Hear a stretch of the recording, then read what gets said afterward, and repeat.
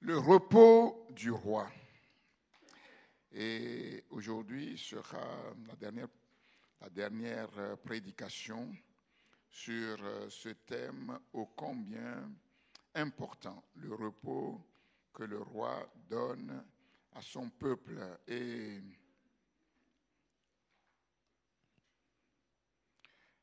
que nous voulons par la foi recevoir pleinement pendant qu'il est temps, entrer dans le repos, afin que nous ne soyons pas confrontés au trop tard de Dieu, que chacun saisisse l'opportunité, l'occasion que Dieu donne en ce jour de vivre pleinement dans le repos que le roi nous offre gratuitement, que le roi nous donne gratuitement par la foi en son nom.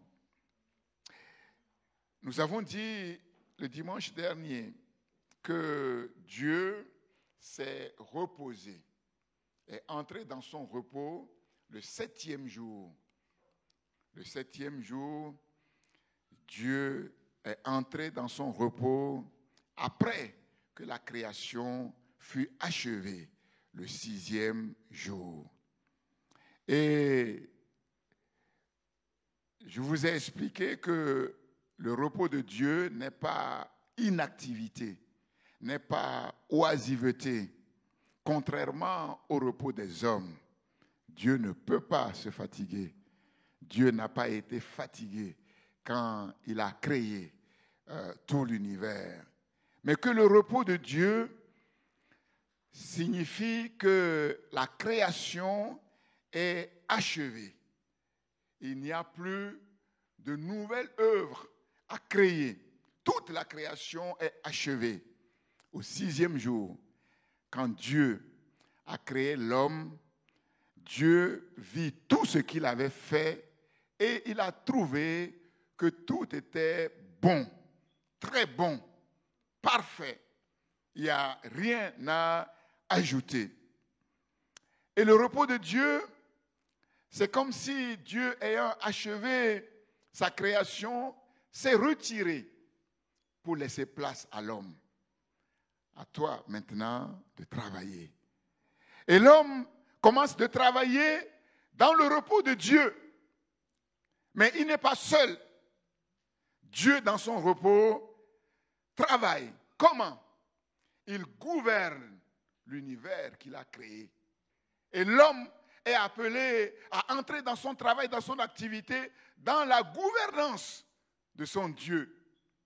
Dans la gouvernance de son Dieu. Dans la providence de son Dieu. Afin que l'être humain soit dans son lieu, soit à sa place, dans sa noble vocation, sa destinée, qu'il va accomplir sous la gouvernance de son Créateur, dans la communion avec son Créateur, au travers de laquelle il trouve tout ce dont il a besoin pour accomplir sa destinée. Le 7e jour de la création, le sabbat, signifie que l'être humain, comme je l'ai dit, ne peut pas être réduit seulement à sa dimension économique. Dieu a ordonné que le 7e jour, Israël devait se reposer pour se souvenir de son Créateur, pour glorifier son Créateur, pour réfléchir sur les choses essentielles de sa vie, réfléchir sur les choses de Dieu et honorer celui qu'il a créé et qu'il a placé dans ce statut noble, élevé dans sa création. L'homme ne vivra pas de pain seulement, mais de toute parole qui sort de la bouche de Dieu. Dieu, au travers du sabbat, enseigne à son peuple que le but de l'existence de l'être humain sur la terre, avant toute chose, c'est de glorifier son Dieu et de lui rendre un culte qui lui soit agréable. Car c'est de son Dieu qu'il tire toutes les ressources dont il a besoin pour travailler, pour vivre, pour être heureux sur la terre. Et il ne doit pas oublier son Créateur. Nous allons lire dans Hébreux chapitre 4 en introduction et à partir du verset 6. Hébreux chapitre 4 et nous lirons à partir du verset 6.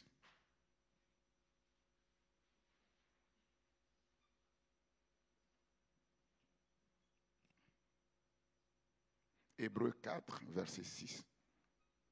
Or, puisqu'il est réservé à quelques-uns d'y entrer, c'est-à-dire d'entrer dans le repos de Dieu, et que ceux à qui, d'abord, la promesse a été faite, n'y sont pas entrés à cause de leur désobéissance, Dieu fixe de nouveau un jour aujourd'hui, en disant dans David, bien longtemps après, comme il est dit plus haut, aujourd'hui, si vous entendez sa voix, n'endurcissez pas vos cœurs.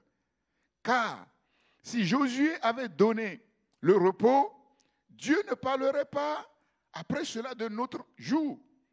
Il y a donc un repos de sabbat réservé au peuple de Dieu.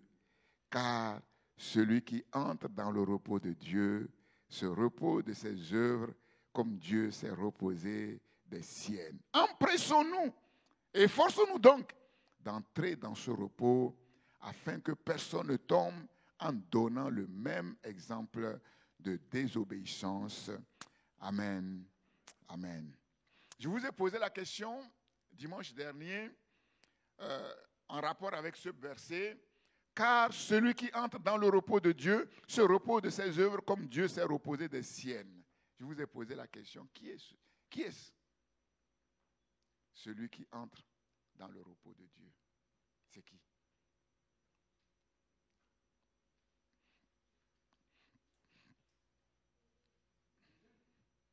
Pourquoi? Bah, c'est pas comme ça. Hein? Pourquoi?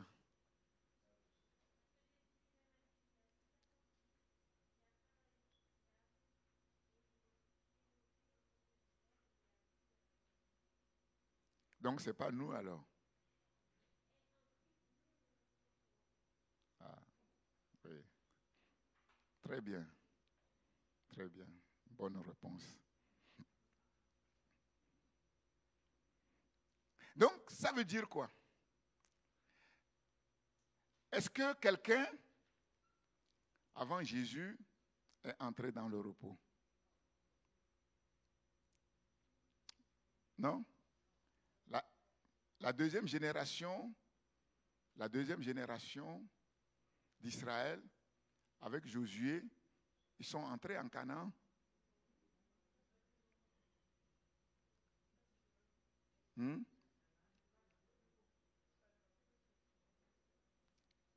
Mais pourquoi donc ils ne sont pas entrés dans le repos en entrant à Canaan?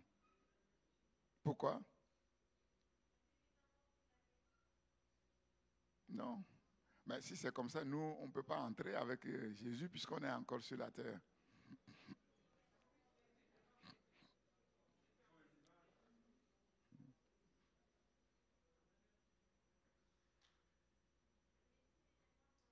Ils sont entrés, mais ils ne sont pas entrés. Le déjà et le pas encore. Et non seulement ça, nous voyons clairement que qu'est-ce qui caractérise notre repos à nous? Qu'est-ce qui caractérise notre repos?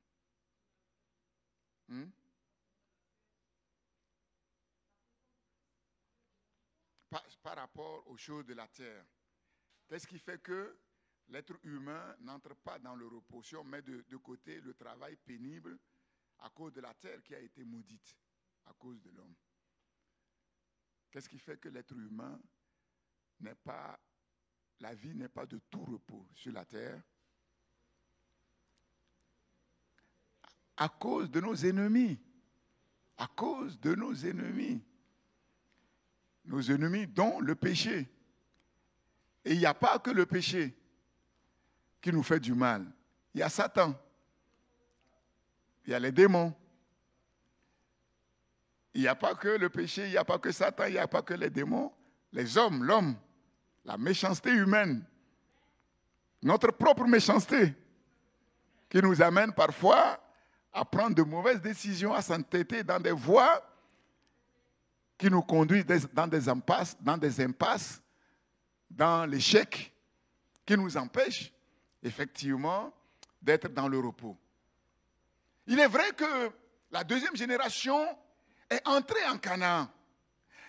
Et parce que la deuxième génération est entrée en Canaan, cela signifie que leurs ennemis ont été vaincus. Parce que sinon, il leur serait impossible de prendre possession de leur terre, de Canaan et de leurs richesses, comme nous l'avons vu sur l'enseignement, sur la conquête de Canaan. Mais est-ce que tous les ennemis d'Israël ont été vaincus? On l'a vu? Non. Et très vite, la troisième génération a replongé toujours dans les mêmes choses. Car si Josué leur avait donné le repos, comme il semble que c'est, parce que Josué a conduit Israël en Canaan, et nous avons vu que le repos implique la terre, le lieu, sa place dans le lieu, et le temple, l'endroit où il faut rendre un culte agréable à Dieu. Si Josué leur avait donné le repos, Dieu ne parlerait pas après cela de notre repos, de notre jour. Il y a donc un repos de sabbat réservé au peuple de Dieu, car celui qui entre dans le repos de Dieu se repose de ses œuvres comme Dieu lui-même s'est reposé de ses œuvres. Celui qui entre dans le véritable repos de Dieu, celui qui est réellement entré dans le véritable repos de Dieu, c'est Jésus, le Fils de Dieu. C'est lui qui est entré une fois pour toutes, notez bien l'expression une fois pour toutes, dans le sanctuaire de Dieu, dans le vrai sanctuaire de Dieu, pas dans les images, le tabernacle, le temple, qui ne sont que des images, des ombres du vrai sanctuaire de Dieu. Mais Jésus, lui, il est entré une fois pour toutes dans le sanctuaire de Dieu, non pas avec le sang des animaux, mais avec son propre sang, ayant obtenu la rédemption éternelle, la délivrance éternelle, acquise une fois pour toutes. Et il s'est assis une fois pour toutes sur le trône de Dieu, dans les lieux très hauts. C'est un événement, mais capital. Un événement capital. Un homme a quitté la terre pour monter au ciel, au troisième ciel. Non.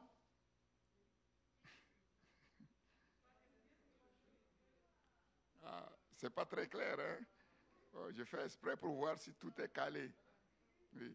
Il y a le ciel atmosphérique. Il y a le deuxième ciel qui est quoi? L'infini du cosmos. L'infini du cosmos. Le deuxième ciel, écoutez-moi bien, n'a pas de limite. Il est infini. Et au-dessus de l'infini du cosmos se trouve le ciel de Dieu. Pour la première fois, un homme. Ce n'est pas un ange. Ce n'est pas un ange. C'est un homme a quitté la terre. Et il est rentré dans le sanctuaire de Dieu. Et il s'est assis royalement, majestueusement, à la droite de la majesté de Dieu, au-dessus des anges, au-dessus de tout l'univers. C'est extraordinaire. Un homme. Et vous savez que Jésus, sa fierté et sa gloire, mais ce n'est pas le fait qu'il soit Dieu. Ben, ça, c'est normal, c'est logique. Il est reconnu comme tel. Au ciel, les anges voient bien que c'est le Fils de Dieu. Il est Dieu. Vous voyez que Dieu n'est pas... Est-ce que Dieu est fier d'être Dieu? Non, il est Dieu. Il a toujours été Dieu. Mais la fierté et la gloire de Jésus, comme on le voit dans la parole de Dieu, dans l'Apocalypse, c'est il a été un homme. Il a été un homme. Et c'est en tant qu'homme qu'il a vaincu sur la terre tous les ennemis de l'univers, tous ceux qui se sont coalisés contre le Créateur, contre la création. Un seul homme s'est dressé contre tous les ennemis de la création. Et cet homme a vaincu. Et cet homme est maintenant couronné de gloire à la droite de la majesté divine. Vous voyez l'importance de l'homme. Vous voyez l'importance de l'homme. Ce n'est pas par hasard que les petits hommes que nous sommes, sans force, nous domptons les lions. Nous domptons les animaux marins. Nous domptons les animaux des champs. C'est vrai qu'on ne voit pas de manière distincte la gloire de l'homme, le couronnement de l'homme en tant que roi sur la terre. De la même manière que le monde ne voit pas encore que c'est Jésus qui règne. Le monde ne voit pas encore que c'est Jésus qui règne. Mais nous savons que les jours viennent où les fils de Dieu que nous sommes, nous serons pleinement révélés. Et le jour vient où l'univers tout entier verra que c'est un homme à qui Dieu a remis tout pouvoir dans le ciel et sur la terre. Mais pourquoi le monde ne voit pas encore que c'est Jésus qui règne? Pourquoi? Si quelqu'un trouve, je lui signe un chèque de 10 000 euros. Par la foi.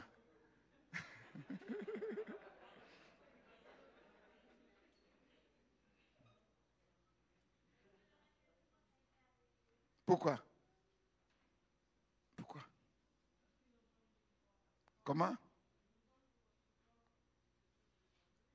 Non.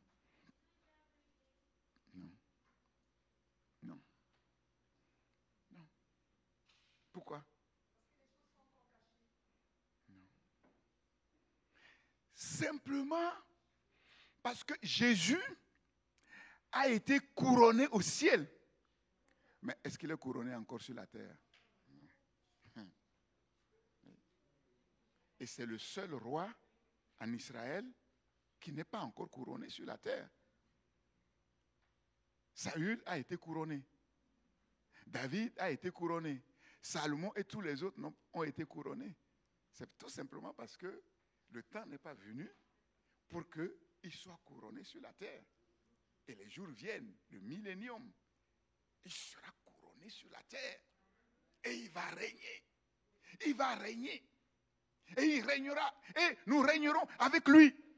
Il est entré une fois pour toutes dans le sanctuaire de Dieu. Et il s'est assis une fois pour toutes sur le trône de Dieu dans les lieux très élevés. Et nous comprenons que cet homme Jésus est entré une fois pour toutes dans le repos de Dieu. Et se repose de ses œuvres, comme Dieu s'est reposé des siennes. De quelle œuvre Jésus se repose-t-il comme Dieu s'est reposé de ses œuvres à la création? De quelle œuvre il s'agit?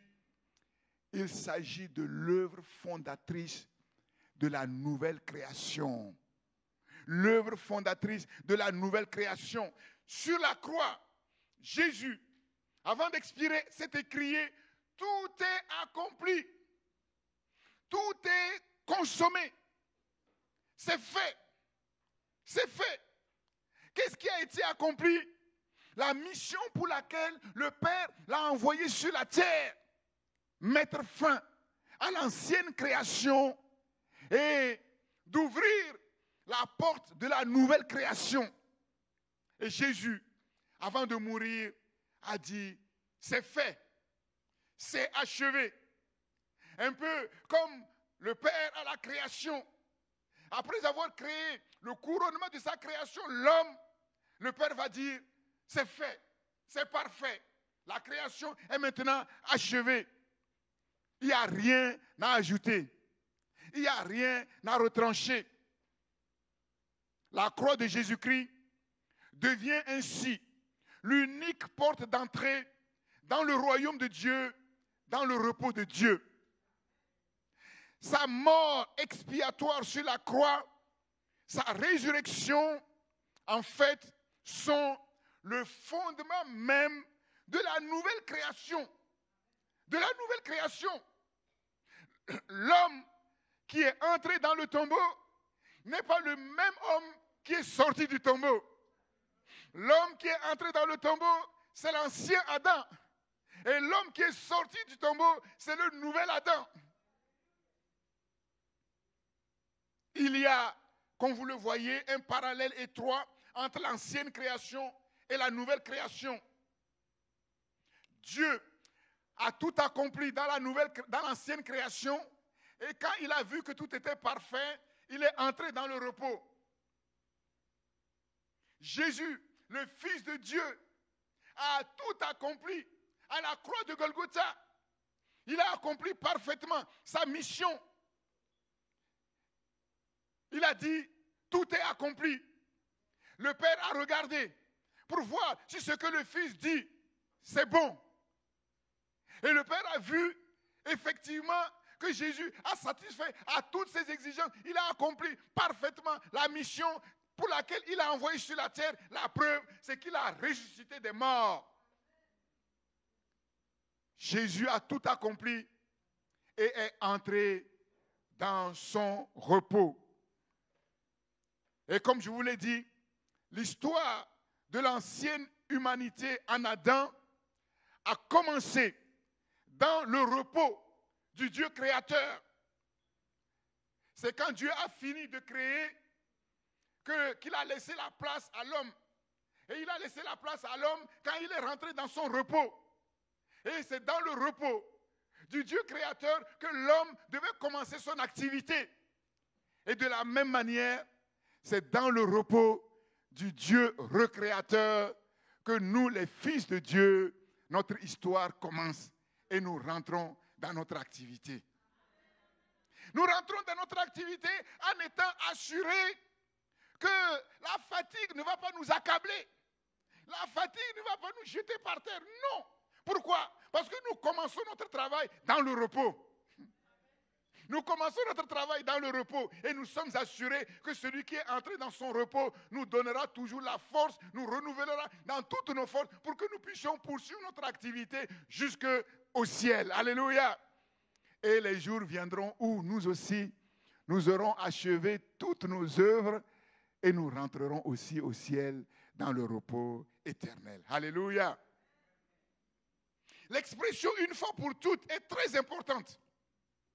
Elle contraste avec les œuvres, je dis bien les œuvres de tous les êtres humains, les œuvres de tous les envoyés de Dieu, de tous les temps, de toutes les générations. Elle contraste avec les œuvres des prophètes, elle contraste avec les œuvres des sacrificateurs, elle contraste avec les œuvres des rois. Les œuvres qu'eux, ils ont accomplies ne sont pas des œuvres parfaites, une fois pour toutes. Mais Jésus, lui, oui, l'œuvre qu'il a accomplie, il l'a rendue parfaite une fois pour toutes. Elle est la conséquence directe de ce que Jésus a dit à la croix. Tout est accompli. C'est la révélation de la perfection du tout est accompli qui seul conduit au repos du 7e jour. L'homme, Jésus, se repose de ses œuvres rédemptrices, recréatrices, comme Dieu s'est reposé de ses œuvres créatrices. Et c'est l'homme du tout accompli qui seul a le pouvoir de donner le repos sur la terre. Personne d'autre. Personne d'autre n'a ce pouvoir.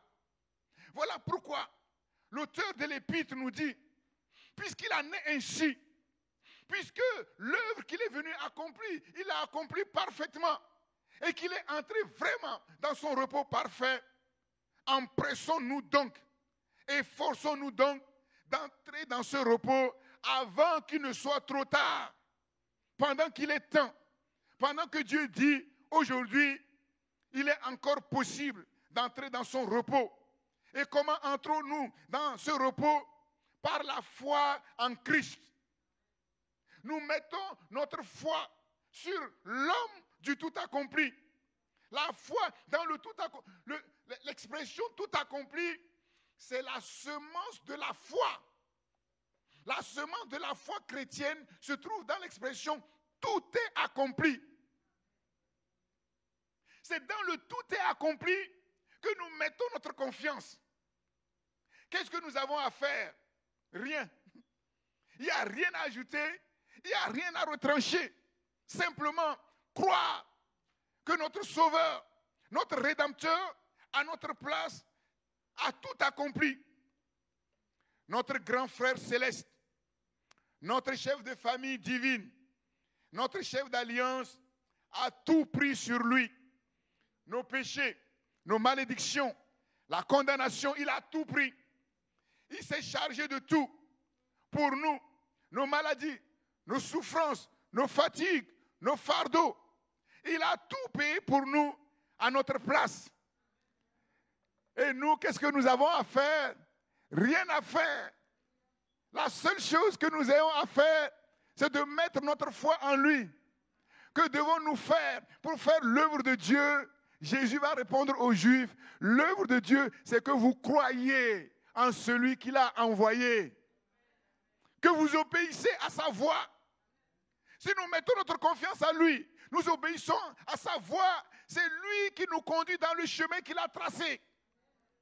Et dans le chemin qu'il a tracé, nous marchons avec sa force. Dans le chemin qu'il a tracé, la vocation qu'il nous a donnée d'accomplir sur la terre, notre destinée sur la terre, nous ne sommes pas seuls pour l'accomplir. Nous l'accomplissons sous sa gouvernance, avec ses ressources et avec sa force. Et le succès est assuré. Et le repos est assuré. Le 7e jour de la création, pour nous, c'est le premier jour de la semaine. Le jour de la recréation, c'est-à-dire le jour où le Fils de l'homme est sorti vivant du tombeau. Entrer dans le repos de Dieu, c'est entrer dans le royaume du Fils du roi. Le repos du roi et son royaume sont comme les deux faces d'une même réalité divine. Entrer dans le repos de Dieu, c'est entrer dans le royaume de Dieu. Entrer dans le royaume de Dieu, c'est entrer dans le repos de Dieu. Le repos éternel, comme le royaume inébranlable que nous héritons, ont tous les deux le Père céleste et le Fils céleste comme source, comme auteur et comme créateur. Nous allons lire maintenant, pour aller plus loin, dans Matthieu chapitre 11. Matthieu chapitre 11.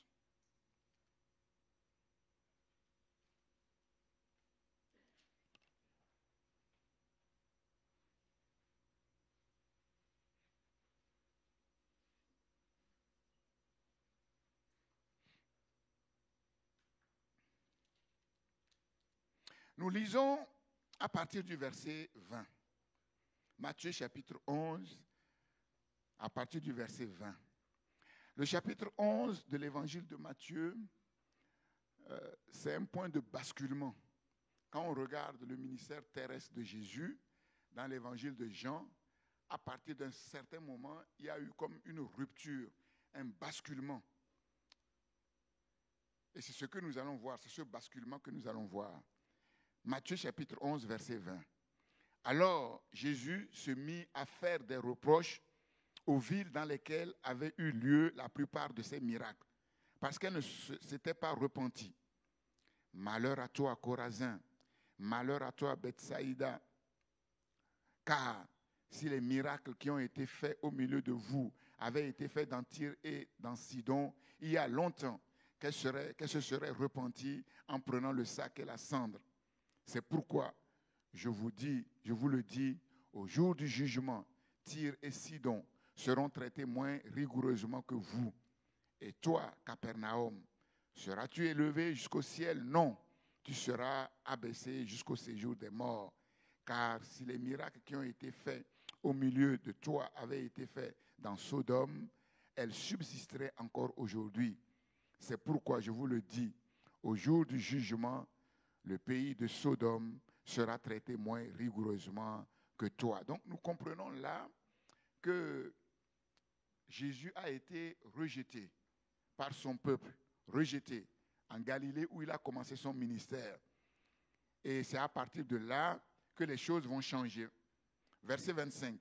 En ce temps-là, Jésus prit la parole et dit, « Je te loue, Père, Seigneur du ciel et de la terre, de ce que tu as caché ces choses aux sages et aux intelligents et de ce que tu les as révélées aux enfants. Oui, Père, je te loue de ce que tu l'as voulu ainsi. Toutes choses m'ont été données par mon Père et personne ne connaît le Fils si ce n'est le Père. Personne non plus ne connaît le Père si ce n'est le Fils et celui à qui le Fils veut le révéler. » Verset 28, c'est là le point capital. « Venez à moi, vous tous qui êtes fatigués et chargés, et je vous donnerai du repos. Prenez mon joug sur vous et recevez mes instructions, car je suis doux et humble de cœur, et vous trouverez le repos pour vos âmes. » On aurait pu penser que le Seigneur va dire, venez à moi et je vais vous faire entrer dans le royaume de Dieu. Non, il dit, venez à moi et vous trouverez le repos. C'est là où on voit que repos et royaume de Dieu, c'est quasiment la même réalité divine. Car prenez mon joug sur vous et recevez mes instructions, car je suis doux et humble de cœur, et vous trouverez le repos pour vos âmes, car mon joug est doux et mon fardeau est léger. Chapitre 12, c'est lié. En ce temps-là, Jésus traversa des champs de blé un jour de sabbat. Ses disciples qui avaient faim se mirent à arracher des épis et à manger. Les pharisiens, voyant cela, lui dirent, « Voici, tes disciples font ce qui n'est pas permis de faire pendant le sabbat. » Mais Jésus leur répondit, « N'avez-vous pas lu ce que fit David lorsqu'il eut faim, lui et ceux qui étaient avec lui? Comment il entra dans la maison de Dieu et mangea les pains de proposition qu'il n'était permis de manger ni à lui, ni à ceux qui étaient avec lui, et qui étaient réservés aux sacrificateurs seuls. Ou n'avez-vous pas lu dans la loi que les jours de sabbat, les sacrificateurs violent le sabbat dans le temple sans se rendre coupables? Or, je vous le dis, il y a ici quelque chose de plus grand que le temple. Si vous saviez ce que signifie « je prends plaisir à la miséricorde et non au sacrifice », vous n'auriez pas condamné des innocents. Combien d'innocents sont condamnés sur la terre et même tués? Car le Fils de l'homme est maître du sabbat. Verset 9. Étant parti de là, Jésus entra dans la synagogue. Et voici, il y avait un homme qui avait la main sèche. Ils demandèrent à Jésus, est-il permis de faire une guérison les jours de sabbat? C'était afin de pouvoir l'accuser. Il leur répondit, lequel d'entre vous, s'il n'a qu'une brebis et qu'elle tombe dans une fosse le jour du sabbat, ne la saisira pour l'en retirer? Combien un homme ne vaut-il pas plus qu'une brebis? Il est donc permis de faire du bien, disons le bien, les jours du sabbat. Alors il dit à l'homme, étends ta main, il l'étendit et elle devient saine comme l'autre. Verset 14, la méchanceté humaine. Les pharisiens sortirent et ils se consultèrent sur les moyens de le faire périr. Ils vont signer ce jour-là son arrêt de mort. Ils vont décider ce jour-là de le tuer. Pourquoi? Est-ce qu'il a fait le mal? Pourquoi? Donc vous voyez combien d'innocents sont tués sur la terre. Lisez les crimes de la grande Babylone dans Apocalypse 18, 19. Combien d'innocents sont tués? La méchanceté humaine. La méchanceté humaine. Quel est le lien entre le chapitre 12 et le repos dont je parle? Quel est le lien?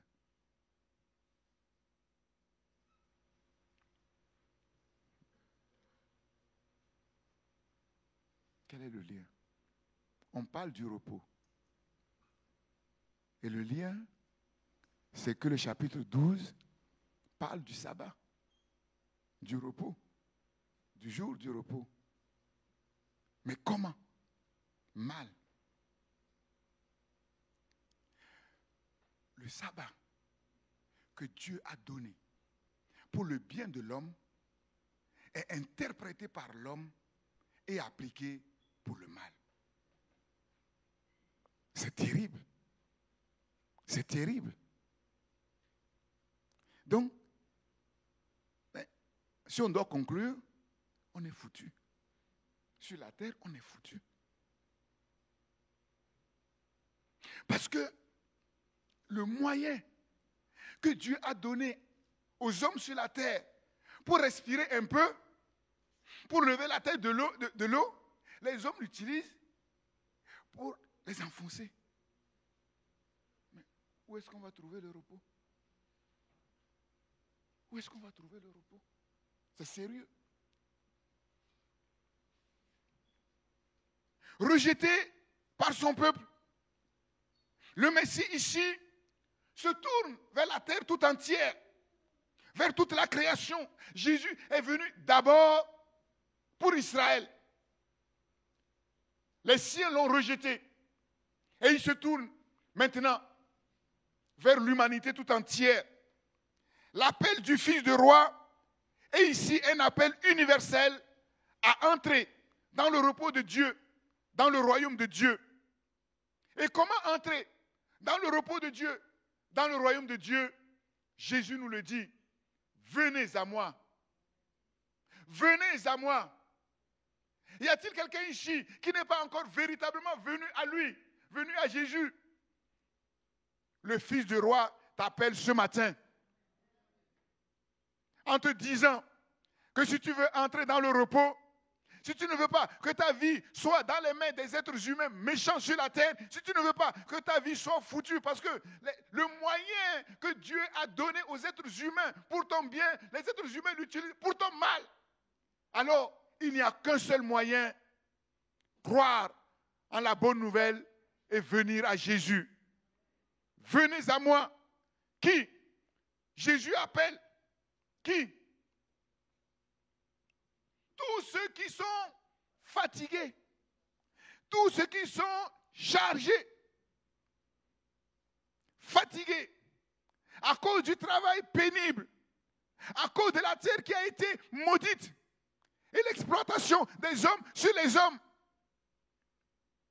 fatigués, à cause du péché, la culpabilité, la condamnation, fatigués, à cause des échecs, fatigués, à cause de la méchanceté des êtres humains. On fait confiance à quelqu'un et il utilise cette confiance pour trahir tous ceux qui sont fatigués. J'ai discuté avec un ami que je connais depuis quelque temps qui travaille dans la haute sphère dans ce monde, qui dit, mais il est fatigué de ce monde, pourtant il gagne très bien sa vie. Quand on regarde ce monde, comment il est organisé, c'est dur. C'est de plus en plus dur. Alors si tu es fatigué, si tu veux couper court avec tout cela, il n'y a qu'un seul moyen, il n'y a qu'une seule solution, venir à Jésus. Venir à Jésus. Comment? Comment venir à Jésus? Comment entrer dans le royaume de Dieu? Là aussi, il n'y a pas 90 voies. Il n'y a pas 90 moyens. On ne peut venir à Jésus, on ne peut entrer dans le royaume de Dieu qu'au travers de la révélation. Au travers de la révélation. Les choses de Dieu, les choses du royaume sont cachées pour le monde. On ne rentre pas dans le repos de Dieu. On ne rentre pas dans le royaume de Dieu par nos raisonnements, par nos déductions logiques. Non. Non. Les sages et les intelligents avec tous leurs diplômes, avec toute leur sagesse, ne peuvent pas comprendre le royaume de Dieu, ne peuvent pas entrer dans le royaume de Dieu. C'est au travers de la révélation. Sans la révélation personnelle, personne ne peut véritablement entrer dans le royaume de Dieu. Personne ne peut véritablement entrer dans le repos de Dieu. Jésus dit, personne ne connaît le Fils, celui-là seul, qui est capable de sauver, qui est capable de donner le repos. Personne ne peut le connaître, personne ne le connaît, si ce n'est le Père seul. Et personne non plus ne connaît le Père, si ce n'est le Fils, et celui à qui le Fils le révèle. Venir à Jésus, parce que nous avons compris l'évangile, la bonne nouvelle de l'évangile. Nous avons compris que Dieu n'a pas laissé le monde dans ses fatigues, dans ses fardeaux, dans sa misère, mais qui nous a donné un sauveur à cause du grand amour dont il nous a aimés. Et ce sauveur s'appelle Jésus. Et nous décidons par la foi de venir à lui, par la foi de mettre notre confiance en sa personne et en l'œuvre qu'il a accomplie à la croix de Golgotha, qui a été pleinement attestée au travers des écrits que nous avons entre nos mains. Et quand nous venons à lui, lui, il nous révèle le Père, l'amour du Père. Car Dieu a tant aimé le monde qu'il a donné son Fils unique, afin que quiconque croit en lui ne périsse point, mais qu'il ait la vie éternelle. Sans la révélation personnelle, si quelqu'un croit entrer dans le royaume de Dieu, il se trompe. Si quelqu'un croit entrer dans le repos de Dieu, il se trompe. Il se trompe. La révélation personnelle du roi, c'est lui qui donne le repos. Et à qui cette révélation est donnée? Est-ce que c'est à une catégorie de personnes sur la terre? Est-ce que c'est à des gens privilégiés sur la terre? Non. Jésus dit que le Père a caché ces choses aux grands dans ce monde, à ceux-là qui se disent grands, à ceux-là qui se disent chefs, aux sages et aux intelligents, mais il les a révélés aux enfants. Aux enfants. Aux enfants. À ceux qui croient simplement ce que l'Évangile dit, comme les enfants croient leurs parents. L'humilité. À ces gens qu'on méprise, les gens du peuple, les illettrés, ils n'ont pas de diplôme, ils n'ont pas d'argent, mais qui ont ouvert leur cœur entièrement à l'Évangile et à Jésus-Christ. Le Seigneur voit et il se révèle à eux. Il se révèle à eux. Tu n'as rien à faire. Tu n'as pas à donner de l'argent pour cela, non. Si tu es ici ce matin, c'est la grâce que Dieu t'a donnée d'entendre ce que tu entends. Et ce que tu entends, c'est la source de ta vie. C'est la source de ton bonheur. C'est la source de ton repos. Et si tu crois en ces paroles simples qui sont dites, mais qui viennent de la Bible, alors le miracle s'opérera dans ta vie. La lumière viendra dans ton cœur. Les ténèbres seront chassées. Tout d'un coup, ce que tu ne comprenais pas va devenir comme facile, va devenir comme lumière. La révélation de la parole de Dieu est claire et elle donne l'intelligence aux simples, à ceux qui sont comme des enfants, ceux qui sont conscients de leur misère morale, ceux qui sont conscients de leurs besoins spirituels. Pourquoi venir à Jésus?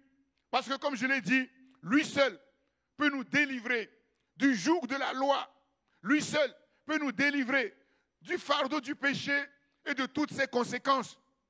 Venir à Jésus, pourquoi faire? Pour se mettre sous le joug de Jésus. Pour se mettre sous le joug de Jésus. C'est-à-dire sous la gouvernance du Fils du roi. Nous sommes rois sur la terre pour régner sous la gouvernance du roi des rois, du Seigneur des seigneurs. C'est avec sa sagesse, c'est avec sa force, c'est avec son autorité, sa justice, que nous sommes qualifiés pour régner. Nous ne régnons pas seuls, mais nous régnons sous sa gouvernance, sous son gouvernement, c'est-à-dire sous son joug. Sous son joug. Les scribes, les pharisiens, les religions, les chefs de ce monde de ténèbres font porter aux gens de lourds fardeaux, des exigences légalistes qu'ils sont incapables eux-mêmes de porter. Ils lient de lourds fardeaux qu'ils mettent sur des gens et eux-mêmes, ils ne les touchent pas. Quels sont ceux qui sont derrière l'esclavage dans l'histoire de l'humanité? N'est-ce pas ces grands-là? N'est-ce pas ces riches-là? N'est-ce pas ceux qui gouvernent le monde? C'est eux qui lient de lourds fardeaux et qui mettent sur les gens, au lieu de les libérer et de les amener à entrer dans le sabbat de Dieu, pour adorer Dieu, pour servir Dieu, ils les condamnent, ils les tuent, en utilisant la parole de Dieu dont ils tordent le sens, qu'ils interprètent à leur manière. C'est eux qui font la loi et ils l'interprètent pour leur propre bien.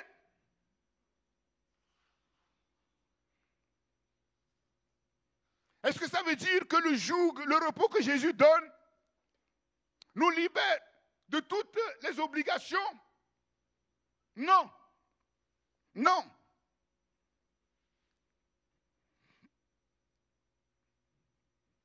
Non. Parce qu'en vérité, les exigences de Jésus sont plus grandes, sont plus élevées que les exigences de ces chefs-là. Pourquoi? Matthieu chapitre 5, verset 20.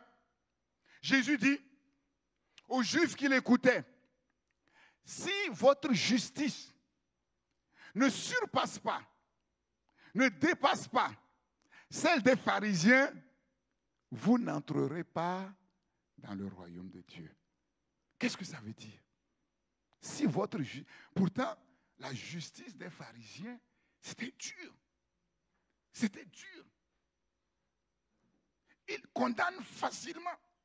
Ils tuent facilement. La femme adultère, qu'ils étaient prêts à lapider. Heureusement que Jésus était là. Une femme qui est surprise en flagrant délit d'adultère et elle a fait l'adultère seule. Et l'autre? Pourquoi ils n'ont pas demandé d'abord d'amener l'autre? L'autre faisait-il partie de leur système? Personne ne le sait. Ils utilisent la loi, la justice de Dieu à leur manière pour leur intérêt égoïste. Mais impitoyable. Mais Jésus dit, si votre justice ne surpasse pas celle des scribes qui étaient déjà très élevés et des pharisiens, vous n'entrerez pas dans le royaume de Dieu. Donc Jésus, l'exigence de Jésus est plus élevée que l'exigence de ces chefs-là qui étaient déjà très élevés. Mais comment se fait-il? Une exigence aussi élevée. Et Jésus, cette exigence-là, il l'offre à des gens qui sont déjà cassés, fatigués, chargés.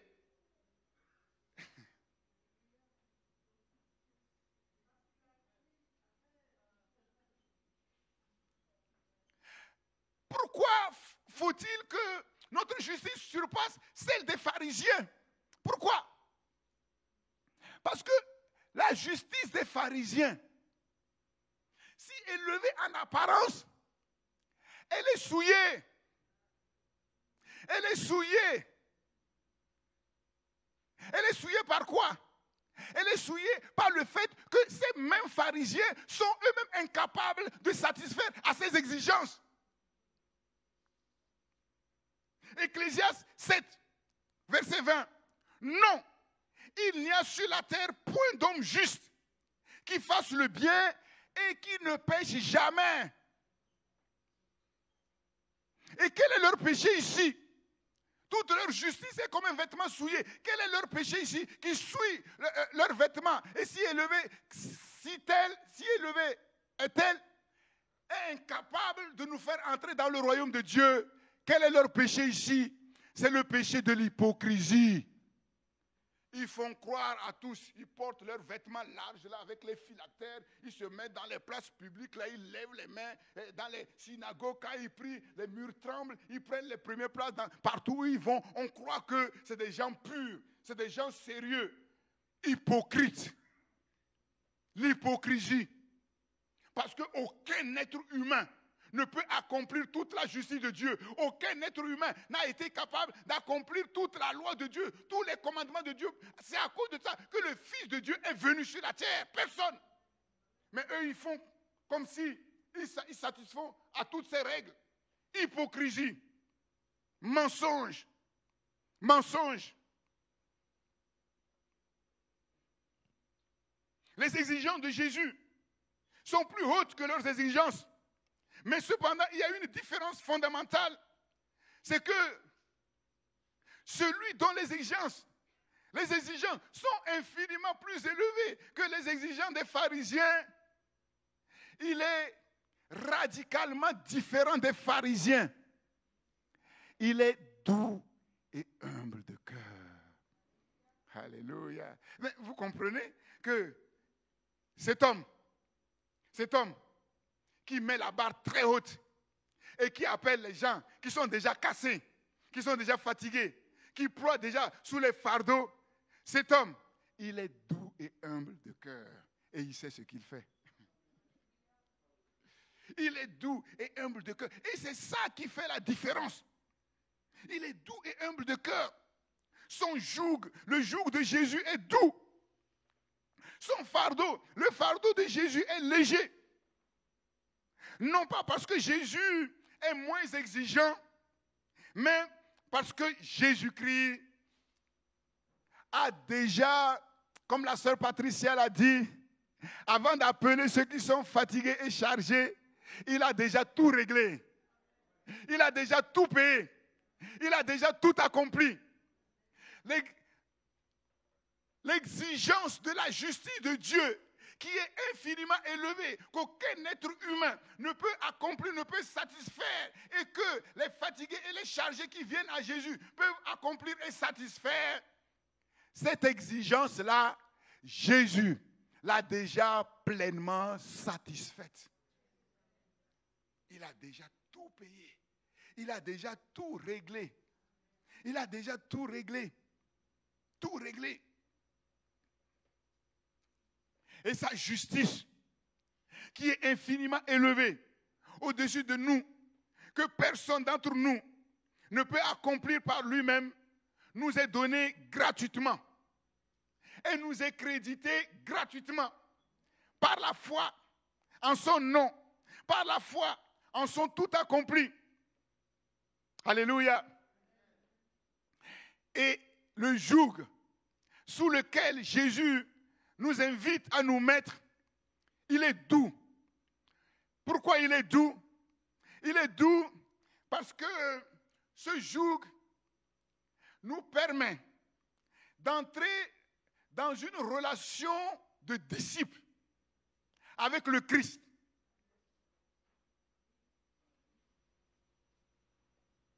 C'est le joug de Jésus. C'est le joug de Jésus. Et quand nous prenons le joug de Jésus, cela signifie que nous sommes entrés dans une relation étroite de maître à disciple, de disciple à maître, de disciple à maître. Non seulement une relation de disciple à maître, mais nous rentrons dans la communion, dans l'union parfaite avec celui-là qui est le repos, avec celui-là qui est la vie. Mais dites-moi, quand nous rentrons dans ce joug, qu'est-ce qui se passe en vérité?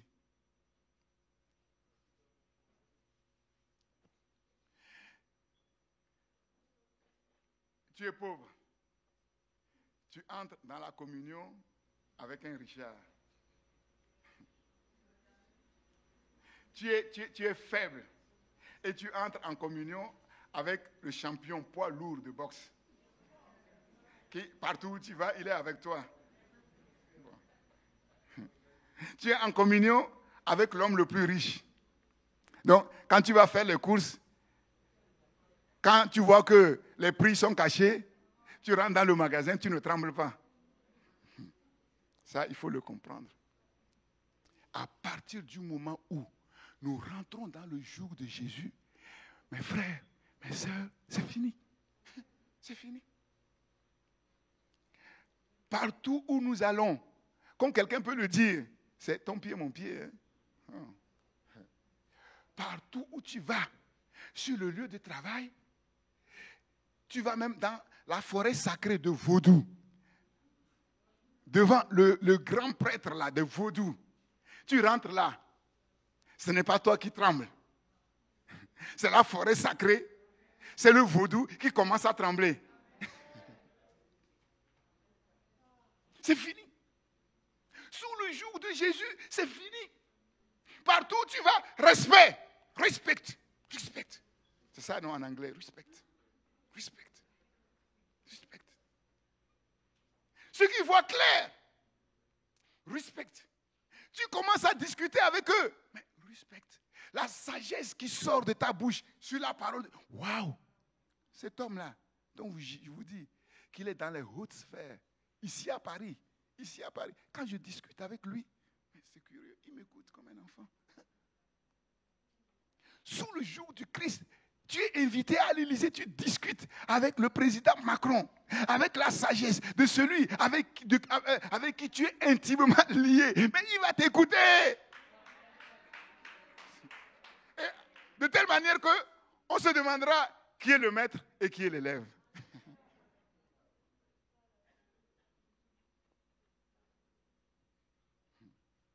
Le joug de l'homme qui seul a quitté la terre, a traversé les cieux, a traversé l'infini pour être couronné à la droite de la majesté de Dieu, au-dessus de tout et au-dessus de tous. C'est sous son joug que nous sommes invités à nous retrouver. Et vous comprenez pourquoi ce Jésus dit, mais je suis doux et humble de cœur. Vous connaissez un milliardaire qui va vous lancer cette invitation?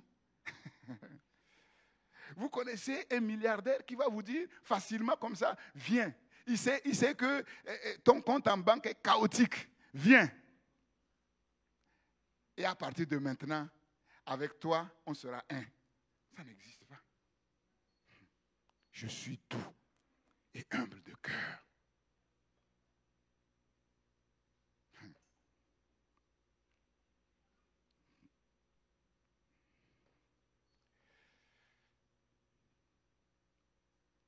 Prendre le joug du Christ. Recevoir ses instructions. Recevoir ses instructions. Au travers de ces instructions, de ces enseignements, de sa parole, nous comprenons qui est réellement ce Jésus. Et nous apprenons concrètement, tous les jours de notre vie, si nous grandissons dans sa connaissance, qu'il est vraiment et réellement doux et humble de cœur. Il n'éteindra jamais le lumignon qui fume. Il ne brisera jamais le roseau cassé. Jamais. Au contraire, il rallume, il relève. Toujours relevé, toujours restauré.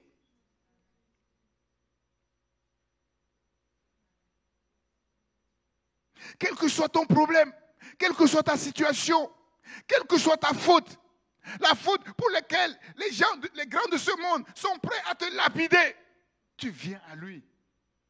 Il t'accueille. Il t'accueille. Il va dire, mon enfant, ne fais pas ça comme ça.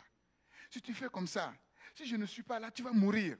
Tu vois, la terre sur laquelle tu es, c'est une jungle. L'homme est un loup pour l'homme. Moi, je ne crois pas à la théorie de Rousseau qui dit que l'homme est bon. Ce n'est pas ce qu'on voit. Ce qui se passe déjà en Ukraine, on voit bien que l'homme est un loup pour l'homme. Ce n'est pas que je ne peux pas te pardonner. C'est seulement que parfois, avant de venir à moi, si tu ne fais pas attention, ils vont te casser. Ils vont te casser. Mais moi, je veille. il vaut mieux ne pas toucher aux choses du tyran. Il vaut mieux ne pas toucher aux affaires du tyran. Parce que ça va te brûler. Ça va te brûler, ça peut te couper le doigt. Mais il t'accueille, il t'instruit, il te relève et il te donne la force de repartir. De repartir. En disant, mon enfant, va et ne pêche point, ne t'amuse pas avec le péché. Mais il t'accueille. Il t'accueille. Recevoir ces instructions, connaître la vérité de Dieu qui est cachée aux gens, la vérité de Dieu qui est déformée, l'image de Dieu qui est déformée. Dieu n'est pas un père fouettard, Dieu n'est pas méchant, Dieu ne peut pas toucher le mal, Dieu ne peut pas faire le mal, il ne peut pas être effleuré par le mal. Dans le royaume de Dieu, dans son palais, tu vas chercher un petit mal comme un grain de sable, il n'y a pas. Il n'y a pas. Et on met tout le mal sur Dieu. Sur la terre, il est mis au banc des accusés. Ah, si Dieu existe, si Dieu était bon, si Dieu était amour. Pendant ce temps, le tyran derrière accomplit les actes d'atrocité et il se cache. Et il se cache. Connaître la vérité. Et c'est la vérité qui nous a franchis. Comprendre les principes du royaume de Dieu pour trouver le repos de nos âmes. Pour trouver le repos de nos âmes. Alors je pose la question, comment se fait-il que tant de chrétiens, beaucoup de chrétiens, sont-ils fatigués et chargés? Comment se fait-il? Alors que sous le joug du Christ, nous avons le repos. Comment se fait-il? Est-ce qu'ils sont réellement sous le joug du Christ? Est-ce qu'ils acceptent la gouvernance du Christ? Est-ce qu'ils sont obéissants?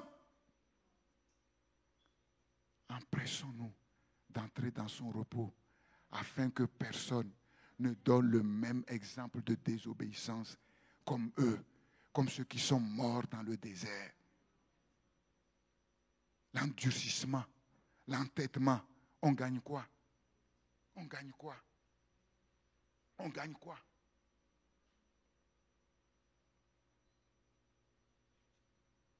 Ils refusent de faire confiance à Dieu. Ils refusent de se décharger sur Dieu, de décharger leurs problèmes sur Dieu. Ils ont l'impression que Dieu n'est pas au courant d'eux. Ils refusent d'attendre le temps de Dieu. Ils ont l'impression que Dieu est lent à agir. Ou même parfois, ils interprètent mal les instructions que Jésus leur donne, comme les pharisiens, de manière légaliste. Il y a des chrétiens qui sont durs, exigeants. Mais le problème, c'est qu'ils sont durs et exigeants avec les autres, mais pas avec eux-mêmes. Il y a des chrétiens aussi qui sont laxistes. Non, Dieu est amour.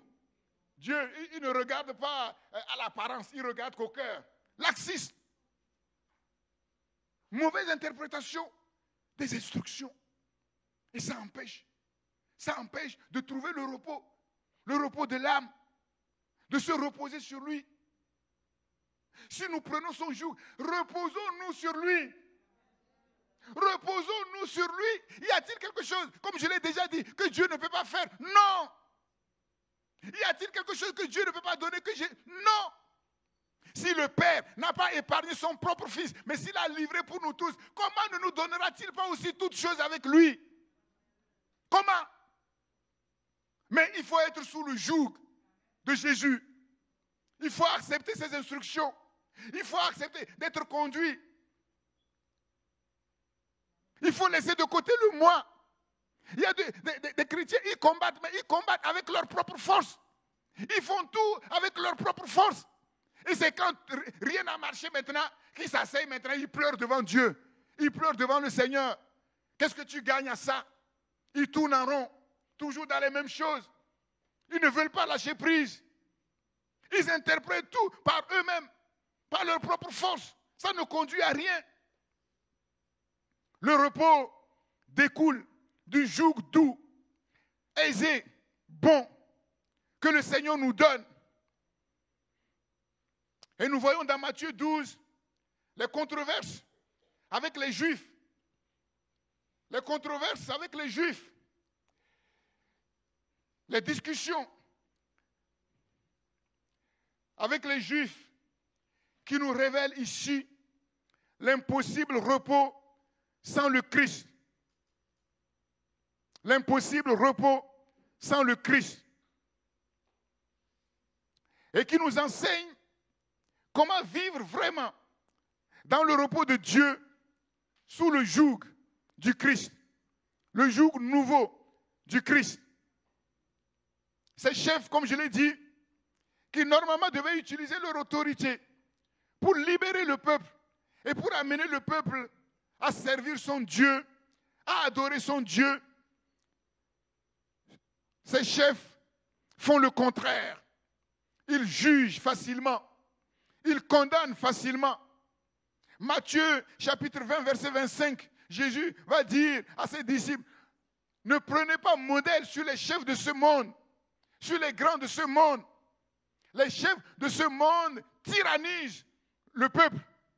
Les chefs de ce monde asservissent le peuple. Je vous ai dit, quels sont ceux qui sont derrière l'esclavage dans l'histoire de l'humanité? C'est les chefs, c'est les richards, c'est ceux qui ont le pouvoir.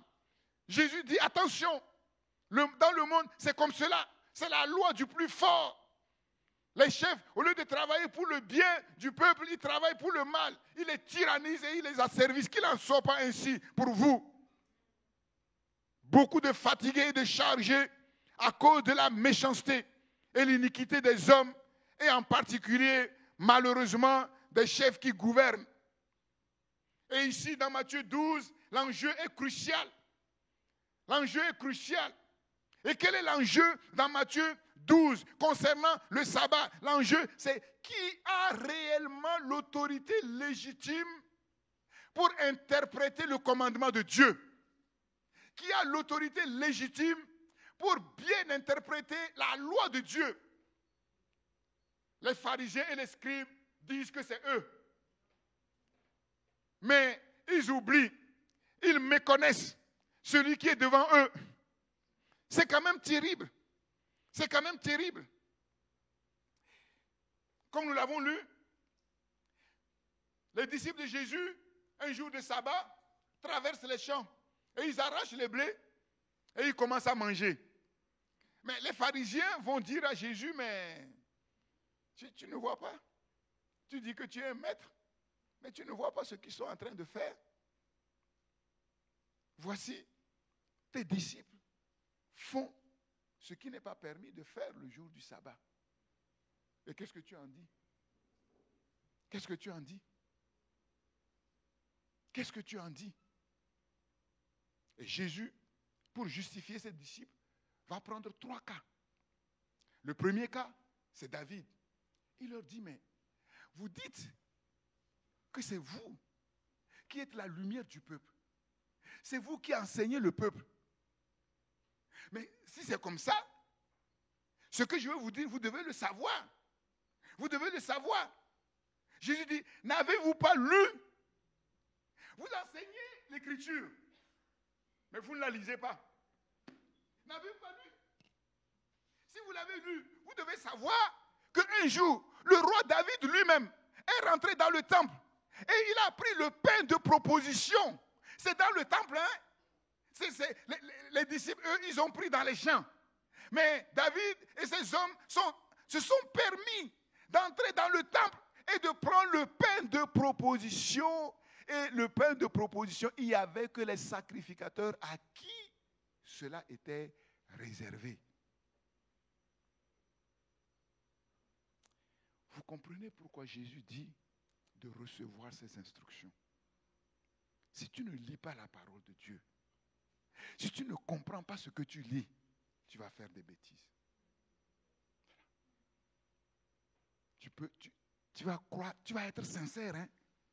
Mais tu vas te tromper sincèrement. Le faux pentecôtisme, je vous alerte là-dessus. Le faux pentecôtisme, beaucoup de mauvaises interprétations de la parole. Les gens qui courent après les songes, les gens qui courent après la révélation, les gens qui courent après... Le diable envoie de faux songes, de fausses inspirations, de fausses révélations. Et il s'appuie là-dessus. Et Jésus, n'avez-vous pas lu? Si tu as lu dans la parole de Dieu, Et si tu interprètes bien les songes et les révélations que tu reçois, tu dois savoir que ce n'est pas conforme à la parole de Dieu. Mais si tu ne le sais pas, tu vas être gouverné par quelqu'un d'autre. Gouverné par quelqu'un d'autre. Parce qu'il laisse la parole de Dieu de côté pour courir après les choses surnaturelles, après les choses extraordinaires. Jésus ne l'a pas fait. Jésus ne l'a pas fait. Quand on lui a demandé de faire les miracles pour prouver qu'il était le Messie, il a dit, niet, je ne suis pas venu pour faire les miracles. Je n'ai pas besoin de faire tout ça, d'amuser la galerie. Non. Non. C'est sérieux. C'est sérieux parce que si tu ouvres la porte à une autre inspiration que l'inspiration du Saint-Esprit, mais tu es perdu. À partir de là, ça va être brouillé dans ton esprit. Et si tu ne fais pas attention toute ta vie, tu vas être conduit par cet esprit-là sans te rendre compte. Parce que cet esprit, il imite ce que Dieu fait. Il a l'apparence de la vérité, mais derrière, c'est faux. Et il faut avoir le discernement de l'esprit pour comprendre ça. Il faut bien lire la parole de Dieu pour comprendre ça. Même les pharisiens, qui en apparence pouvaient réciter même des portions de l'Ancien Testament par cœur, ils se sont trompés. Jésus va leur dire, mais vous n'avez pas lu ça? Mais quel est le rapport entre David et ces gens dans le temple et les disciples qui sont en train qui ont mangé le jour du sabbat, qui ont mangé le blé? Quel est le rapport? Jésus est en train de dire ceci, cette vérité capitale.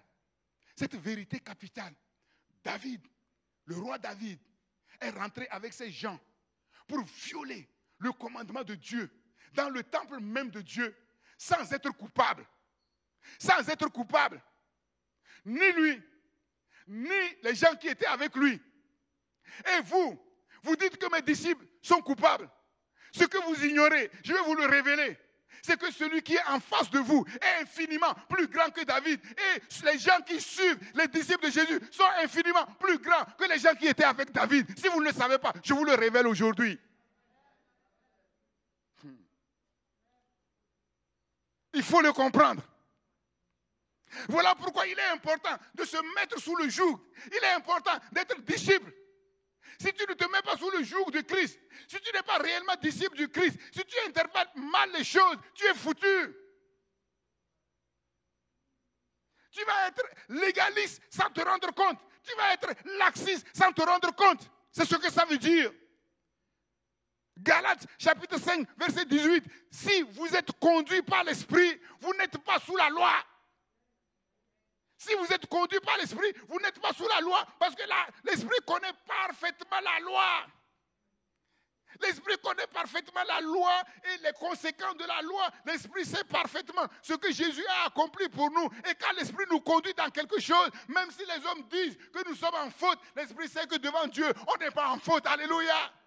C'est ça le privilège des enfants de Dieu. C'est ça le privilège des disciples du Christ. On est affranchis de cette loi. Mais il faut être conduit par l'esprit. Il ne faut pas décider de toi-même égoïstement parce que ça t'arrange. Là, ça ne marche pas.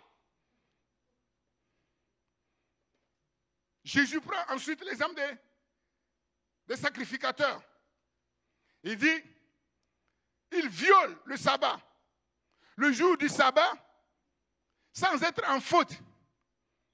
Et il va ajouter, n'avez-vous pas lu dans la loi que les jours de sabbat, les sacrificateurs violent le sabbat dans le temple sans se rendre coupables?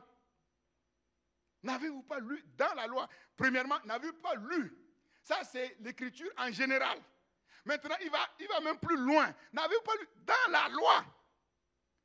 Ne comprenez-vous pas la loi que vous lisez?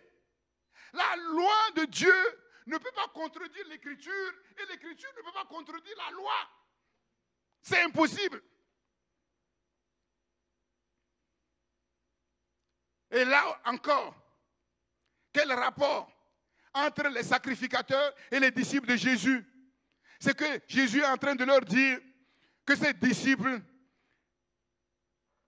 Jésus lui-même, est plus grand que le temple, que eux ils vénèrent. Et ses disciples sont plus grands que les sacrificateurs qui servent dans le temple. Et le troisième cas, la brebis. La brebis qui est tombée dans un puits. Concernant l'homme qui était dans la synagogue et qui avait la main sèche. Les pharisiens demandèrent à Jésus, est-il permis de faire une guérison les jours du sabbat? Est-il permis de faire une guérison les jours du sabbat? Dans le texte parallèle, en Marc 3, verset 1er, Marc ne raconte pas de la même manière. Jésus va demander à cet homme de se lever et de se mettre au milieu du temple, pour que tout le monde le voie. Tout le monde le voit. Et il va leur demander, mais est-ce que le jour du sabbat, il est permis de faire le bien ou le mal? Ils comprenaient très bien. Ils ont reçu 5 sur 5, là où Jésus voulait les mener. Il a mis l'homme au milieu pour que tout le monde voie. Bon, Jésus aussi, parfois, il est provocateur.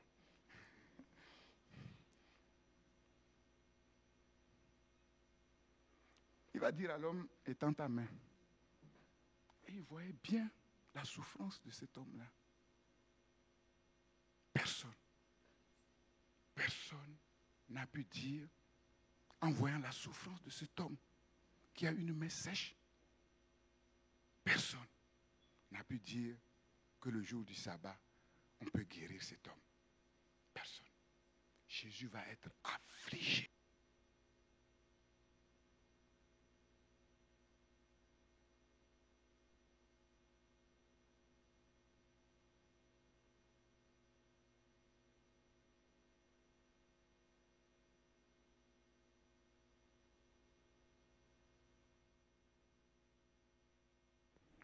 Est-il permis de faire une guérison le jour du sabbat? Qu'est-ce qui est permis de faire? Qu'est-ce qui n'est pas permis de faire? Qui a autorité pour dire ce qui est permis et ce qui n'est pas permis sur la terre? Qui a autorité? Il n'y a qu'un seul. Parmi les hommes, il y a un seul. C'est Jésus. C'est Jésus. Et son Père qui est au ciel.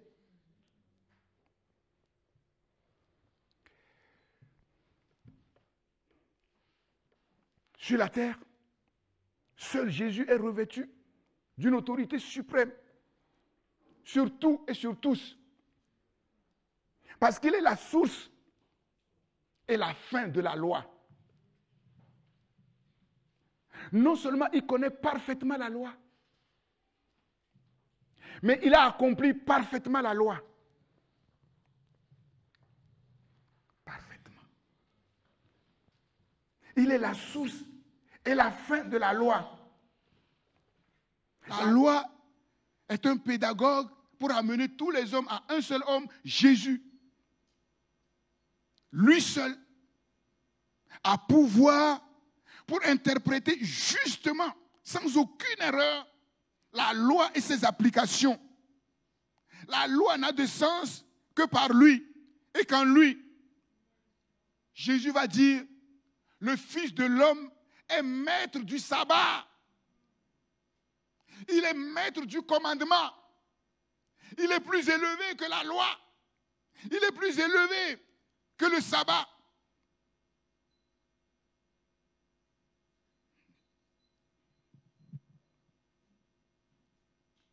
Jésus va leur dire, vous voulez condamner cet homme. Et vous voulez condamner celui qui fait du bien à cet homme le jour du sabbat. Mais lequel d'entre vous, le jour du sabbat, si son fiston, bon, n'allons pas là,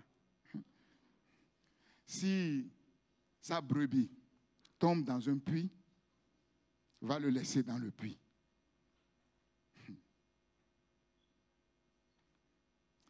Vous savez quoi?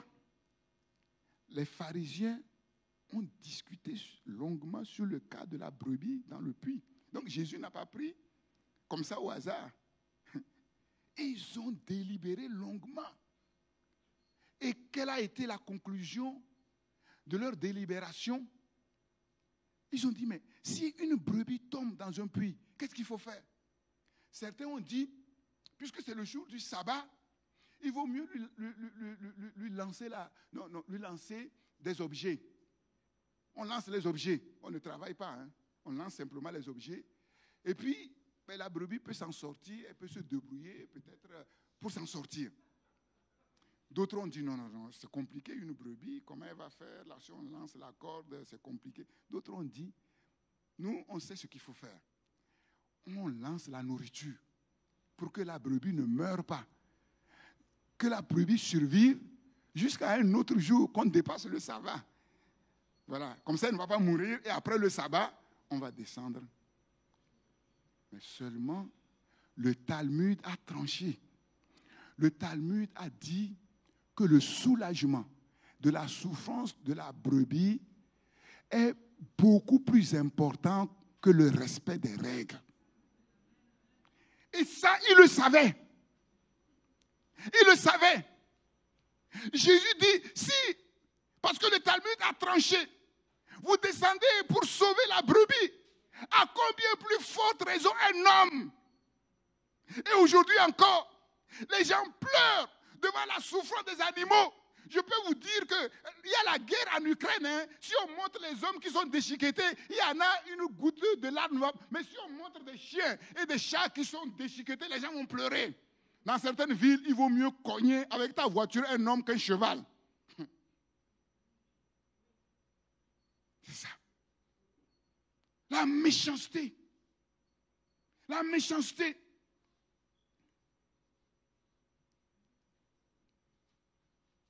Et Jésus va conclure. Il est donc permis de faire le bien, même le jour du sabbat.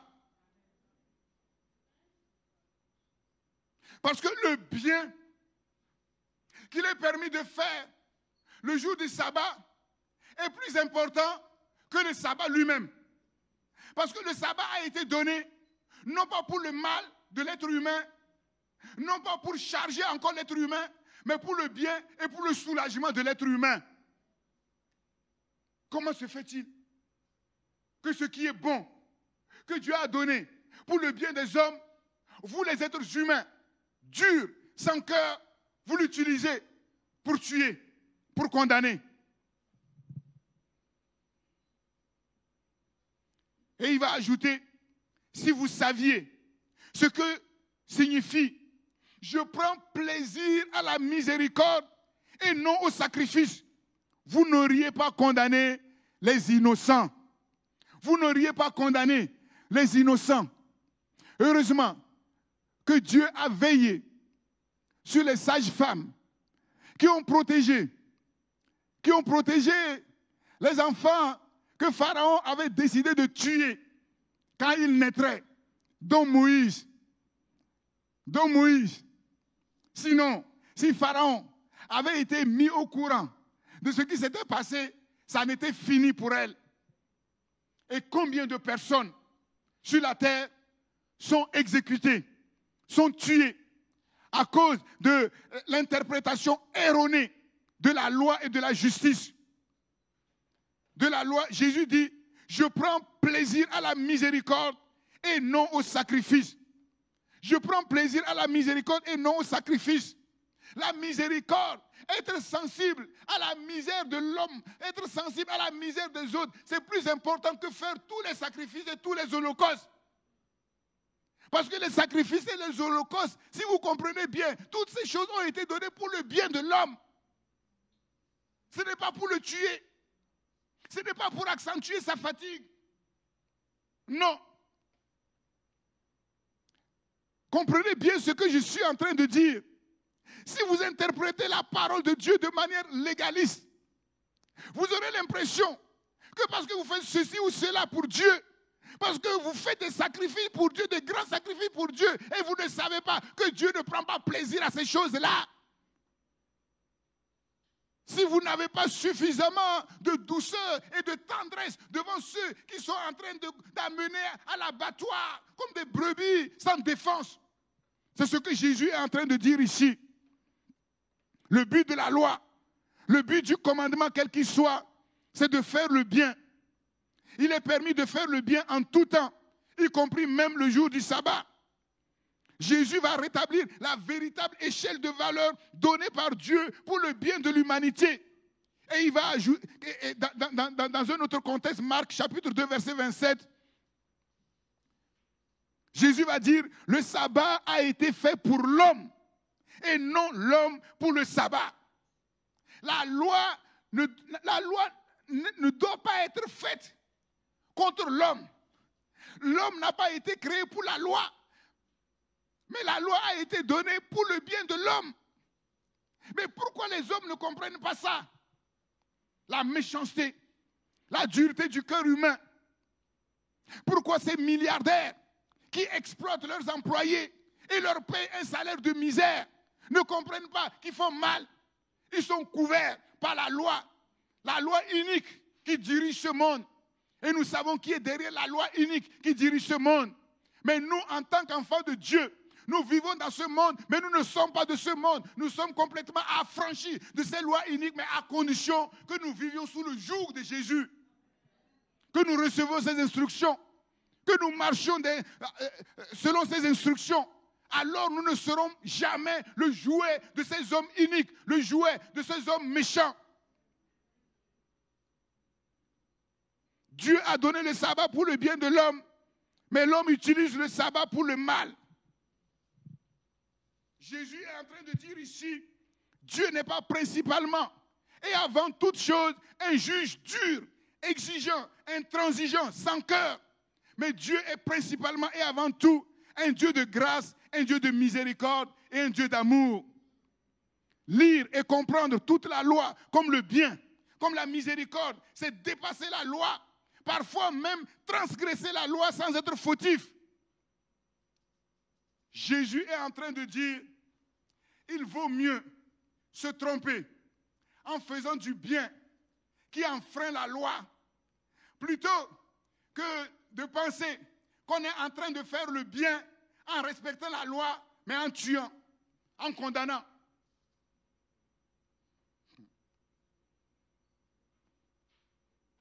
C'est les valeurs du royaume qui n'ont rien à voir avec les valeurs de cette terre.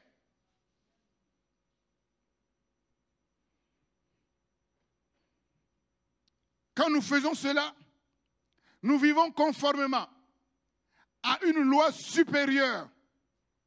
Et quelle est cette loi supérieure? C'est la loi de l'amour du Christ. Et la loi de l'amour du Christ, c'est la somme, le résumé de tous les commandements. C'est le premier et le plus grand commandement. C'est le chapeau qui doit diriger tous les autres commandements. C'est le joug doux et le fardeau léger de celui qui est doux et humble de cœur. C'est lui qui a tout accompli, qui est entré une fois pour toutes dans le repos de Dieu, qui est assis à la droite du trône de Dieu. C'est lui seul qui a le pouvoir de nous faire entrer dans le repos éternel de Dieu. Jésus est plus grand que tous les prophètes, que tous les grands prêtres. Jésus est plus grand que tous les temples. Il est infiniment plus élevé que toutes ces choses. Il est tout. Il est tout suffisant pour notre rédemption, pour notre salut, pour notre repos éternel, dans la paix, la joie et la sécurité parfaite. Le repos qu'il offre aux fils du royaume, c'est un repos dans lequel nous pouvons dès à présent entrer par la foi, vivre par la foi. Cependant, comme nous le savons, comme Israël, nous sommes en exode sur cette terre et nous sommes aux portes de la nouvelle Jérusalem.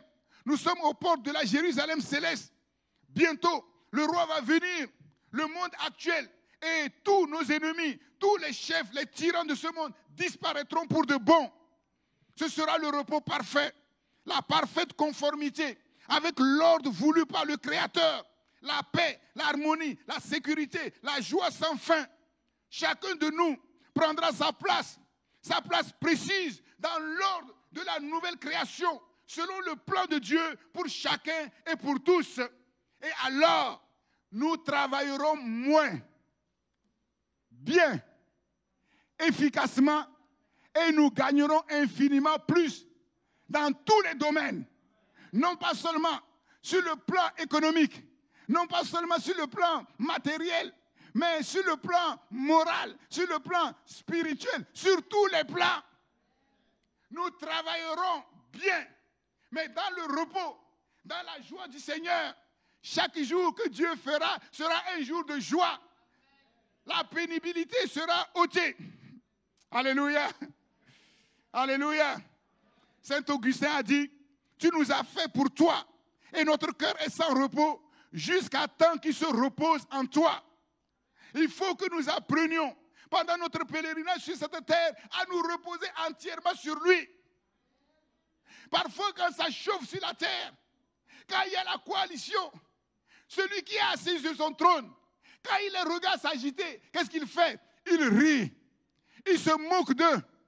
Si nous sommes réellement sous le joug du Seigneur et que nous sommes assis avec lui, quand ça chauffe parfois, assieds-toi dans ta maison, assieds-toi dans ta chambre, au lieu de pleurer, ris un bon coup. Ris un bon coup. Oui. Et dis, assieds-toi et dis, ah, mais cette fois-ci, je vais voir encore comment mon Dieu va me sortir de toutes ces situations, comme il a déjà fait dans le passé. Il n'est pas à court de moyens, il n'est pas à court de puissance, il n'est pas à court de force. Apprenons à nous reposer sur lui, sous son joug, dans l'union parfaite avec lui. Ne portons jamais nos fardeaux. Ne ployons jamais sous nos fardeaux. C'est en lui que nous trouvons le repos. Le repos qui nous donne, c'est la paix intérieure, la sécurité parfaite, une vie pleine de grâce, dans la présence permanente de Dieu et qui nous libère de tous nos ennemis, des aléas et des incertitudes de la vie. C'est le repos dans la foi qui ne s'inquiète pas du lendemain, mais qui cherche avant tout le royaume et la justice de Dieu. Le jour vient où s'accomplira ce que Saint Augustin a dit dans son fameux livre, La Cité de Dieu. Reposez-vous et voyez que je suis vraiment Dieu, que je suis capable de faire infiniment, au-delà de tout ce que vous pouvez penser, au-delà de tout ce que vous pouvez imaginer. Mais en attendant ce jour, comme ce jour n'est pas encore arrivé, le Seigneur nous dit ce matin, le Seigneur te dit ce matin, arrêtez et sachez que je suis l'Éternel, celui qui domine sur les grands de ce monde, celui qui domine sur tout, il domine sur l'iniquité, il domine sur les problèmes, il domine sur la loi. Arrête, arrête. Oui, en attendant ce jour bienheureux, ce grand jour bienheureux, par la foi en Dieu et en son Christ, nous pouvons vivre déjà un peu de ce repos éternel, le repos du 7e jour de la création. À partir de maintenant, tout ce que tu fais, crois que tu n'es pas seul. Tu le fais sous le joug du Christ. Tu marches sous le joug du Christ. Tu joues au foot sous le joug du Christ. Tu es sur ton ordinateur sous le joug du Christ. Tu balayes sous le joug du Christ. Et son joug est doux. Son joug est doux, son fardeau est léger. Parce que tu ne le fais pas seul, tu le fais avec la force qu'il te donne. Alléluia. Alléluia. C'est vrai. Notre travail, jusqu'à ce qu'il revienne, sera encore pénible sur cette terre qui a été maudite. Mais ce travail peut être transformé pour nous, par sa grâce, en une activité bénie à la gloire de Dieu.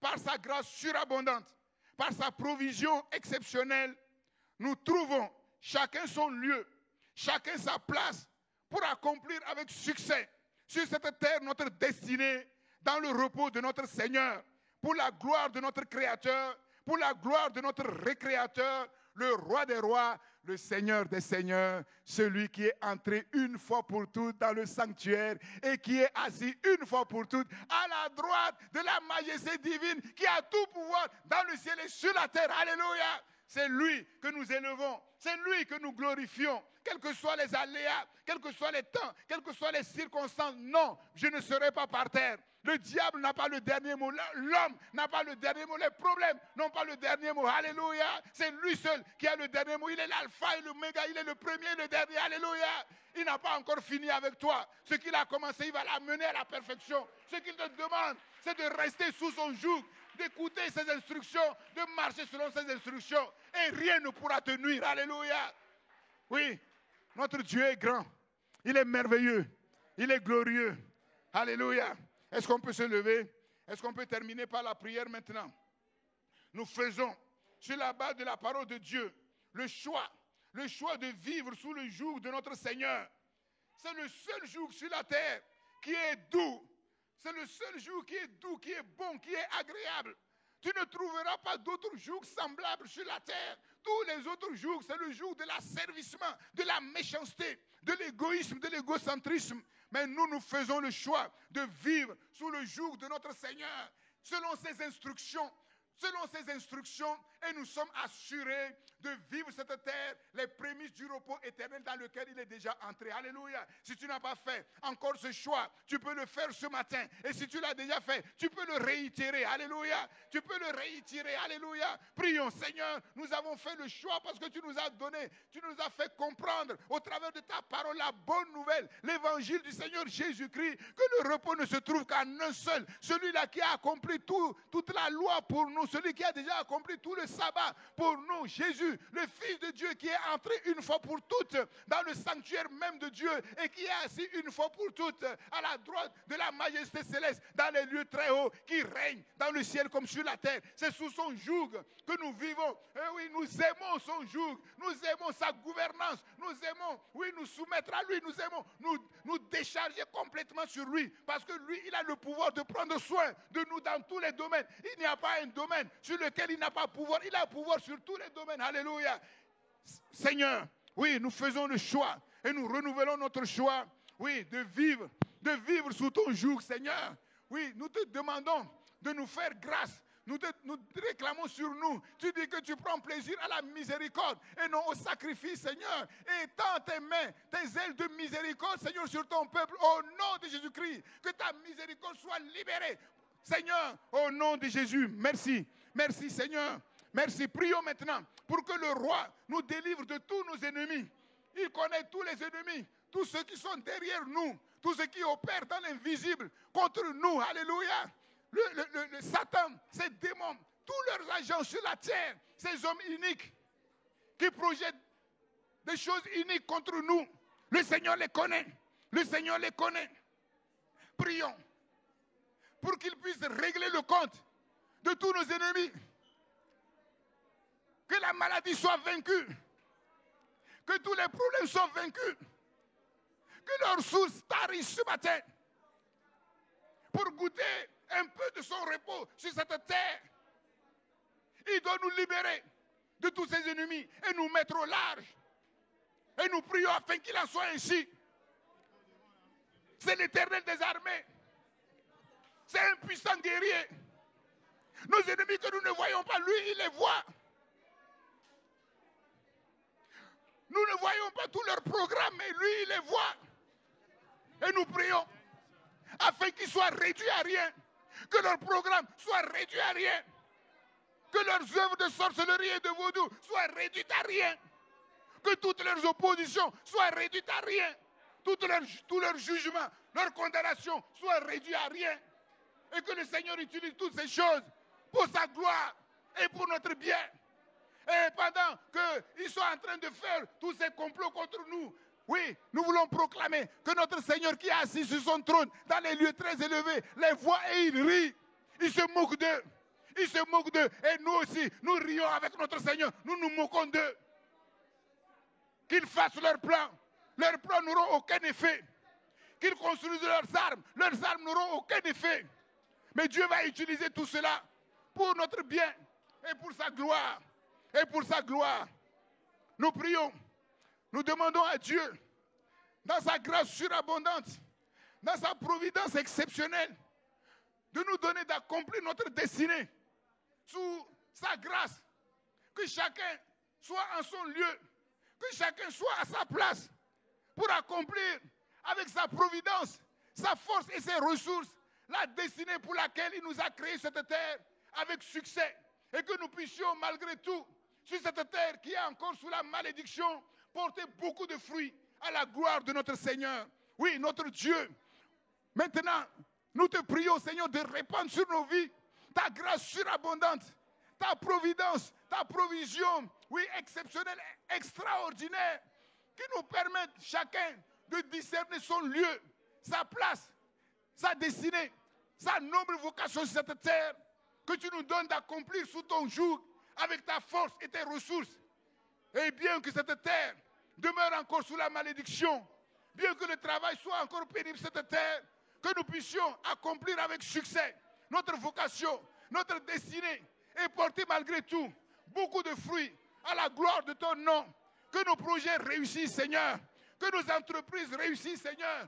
Que les œuvres de nos mains réussissent, Seigneur. Libère, Seigneur, sur ton peuple, oui, toutes les opportunités de notre succès, de notre élévation, de notre richesse, oui, Seigneur, de notre prospérité, Seigneur, de notre victoire et de ta gloire, Seigneur. Oh Dieu de gloire, merci. Merci pour ta bonté. Tu nous mets au large. Tu nous mets au large, Seigneur, et tu nous conduis dans la voie que tu as tracée, Seigneur, et qui nous conduit dans la maison de notre Père Céleste, la nouvelle Jérusalem, qui bientôt descendra du ciel et qui mettra définitivement fin à tout problème et qui nous fera entrer éternellement, une fois pour toutes, dans la félicité éternelle. À toi la gloire, la puissance, à toi l'honneur, la reconnaissance de nos cœurs, toi qui as tout accompli pour nous, sois élevé, à jamais glorifié. Oui, c'est toi que nous voulons aimer par-dessus tout, parce que c'est toi qui nous as aimés par-dessus tout. Seigneur, sois loué pour ton amour que tu manifestes à notre égard. Merci notre Dieu pour ta parole qui agit. Amen. Amen, amen, amen.